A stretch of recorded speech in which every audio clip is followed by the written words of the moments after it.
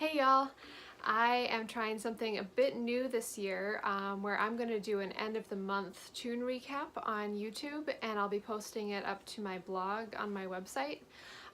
So if you are a beginner to Irish music, I hope that these tunes inspire you to keep going and pursue your fiddle dreams and give you that boost or motivation that you might be looking for. If you're an advanced player or you've been listening to Irish music for all of your life, then I hope that you enjoy my version of these tunes, and maybe you'll learn a new one, or maybe you already know it and there's some random variation I throw in there that you like and you want to incorporate in your own playing. So I hope that that is helpful for you, and if you just like to listen to Irish music, or you've been following me to be supportive, then I hope you enjoy the video. So I'm going to start off with a couple of reels. These are two McFadden reels. I learned them both at University College of Cork when I was studying over there for my master's degree. So I learned them in my fiddle class with Connie O'Connell. They're two really great tunes. One of them is called McFadden's Own, and I'll follow it up with McFadden's Handsome Daughter.